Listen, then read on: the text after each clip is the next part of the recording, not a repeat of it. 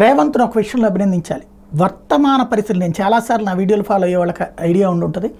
Police స్టేషన్లు ఎన్ని ఉన్నాయో అంతకంటే డబుల్ త్రిబుల్ ఇప్పుడు సైబర్ క్రైమ్స్కి పెట్టాలి. సైబర్ స్టాఫ్ ఎక్కువ కావాలి, సైబర్ పోలీసులు ఎక్కువ కావాలి. ఎందుకంటే ఇప్పుడు అంతా సైబర్ క్రైమ్సే జరుగుతున్నాయి. జేబు దొంగతనాలు లేకపోతే ఏది ఇంటి దొంగతనాల కంటే కూడా మన అకౌంట్లో ఉన్న ఆస్తులు దోచేసేటటువంటి చర్యలు ఎక్కువ జరుగుతూ ఉన్నాయి. చీటింగ్ ఎక్కువ జరుగుతూ ఉంది. ఇదంతా సైబరే జరుగుతుంది.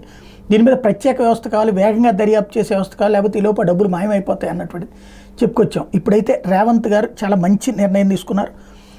సైబర్ క్రైమ్స్ వాళ్ళకి వెహికల్స్ ఏర్పాటు చేయడంతో పాటుగా దీని మీద కీలకమైనటువంటి స్పీచ్ ఇచ్చారు. ప్రపంచం ఎదుర్కొంటున్న బిగ్గెస్ట్ క్రైమ్ సైబర్ క్రైమ్ 1930 ఒక్క కాల్ సెంటర్ని పెట్టి బాధితులకు అండగా ఉంటాం. 31 కోట్ల రూపాయల సైబర్ క్రైమ్లో రికవరీ చేశారు. రేపులు మర్డర్ల కంటే కూడా పెద్ద క్రైమ్గా సైబర్ క్రైమ్స్ డ్రగ్స్ మారినాయి. గత 10 ఏళ్ల నిర్లక్ష్యం వల్ల గల్లీ గల్లీకి గంజాయి పాకింది. కాలేజీల్లో విచ్చలవిడిగా గంజాయి దొరుకుతుంది. ఇటు నియంత్రించేందుకు అధికారులకు అన్ని అధికారాలు ఇచ్చాం. మధ్యతరగతి పిల్లలు కూడా గంజాయికి అలవాటు పడిపోతున్నారు. చిన్నపిల్లల మీద నేరాలు వెనక గంజాయి బారిన పడే వాళ్ళ అదే అసలు కారణం అవుతున్నారు. సమర్థవంతంగా పనిచేసిన వాళ్ళకి ప్రమోషన్లు ఇస్తాం. సైబర్ క్రైమ్ డ్రగ్స్ కేసుల్లో నైపుణ్యం ప్రదర్శించిన వాళ్ళకి నగదు బహుమానంతో పాటు ప్రమోషన్ కూడా ఇచ్చేలా మార్గదర్శకాలు రూపొందిస్తామని చెప్పేసి ప్రకటించారు.